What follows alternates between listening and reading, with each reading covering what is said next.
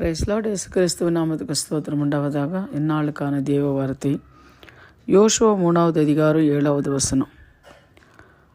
யோசுவா பார்த்த ஆண்டவர் சொல்றார், கர்த்தர் யோசுவாவை நோக்கி, நான் மோசேவோடு இருக்கிறது போல உன்னோடனும் இருக்கின்றேன் என்பதை இஸ்ராவேலர் எல்லோரும் அறியும்படிக்கு இன்று அவர்கள் கண்களுக்கு முன்பாக உன்னை மேன்மைப்படுத்துவேன். தேவன் ஆசிர்வதிக்கிறவர், அவரால் தான் முடியும். அவர் ஆசிர்வதிக்கிறவர், அவன் தடுக்கிறதுக்கு யாருமே கிடையாது. அவர் ஒரு மனுஷனை ஆசிர்வதிக்கணும், அவரை பெருக செய்யணும் அப்படின்னு சொன்னால் அவரால் மட்டும் முடியும், யாராலும் தடுத்த முடியாது.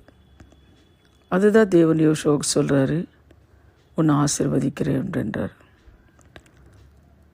மோசேவோடு இருந்தது போல் உன்னோட இருக்கிறேன். தேவஜனமே, அதே போல் இந்த வார்த்தைப்படி இந்த காலைவேளையில் மோசேவோடு எப்படி தேவன் இருந்தாரோ, யோசுவாவும் தேவன் எப்படி ஆசீர்வதித்தாரோ, அதுபோல தான் உங்களையும் உங்கள் குடும்பங்களையும் தேவன் ஆசீர்வதிக்கிறவராக இருக்கிறார். அவர் ஆசீர்வாதத்தை தடுக்கிறதுக்கு யாருமே கிடையாது. உங்களுக்கு விரோதமான ஜனங்கள் இருக்கலாம், உங்கள் மேலே பொறாமை கொண்டவங்க இருக்கலாம், ஆனாலும் யாரும் ஆண்டவர் ஆசீர்வதிக்கிற அந்த ஆசீர்வாதத்தை தடை செய்கிற ஒரு ஆளும் முடியாது.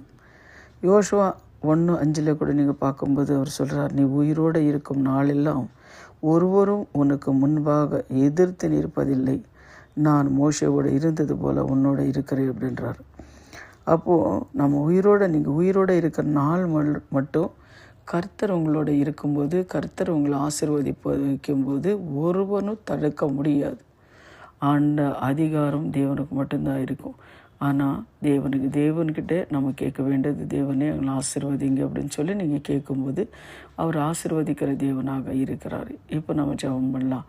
எங்களை அதிகமாக நேசிக்கிற பரலோக பிதாவே, சர்வ வல்லமுள்ள தேவனே, யோசுவா கூட கர்த்தாவை நீர் இருந்தது போல், யோசுவாவை நீர் ஆசீர்வதித்தது போல் கர்த்தாவே, இந்த வார்த்தை கேட்குற ஒவ்வொரு புள்ளிங்களையும் நீர் ஆசீர்வதிக்கிற கிருபைக்காக நன்றி. என்னென்ன ஆசீர்வாதங்களை தடை இருக்கிறதோ அந்த ஆசீர்வாதங்களெல்லாம் தேவா நீர் கர்த்தாவை கொடுக்கறதுக்காக நன்றி ஆண்டவரே. ஸ்தோத்திரமையா.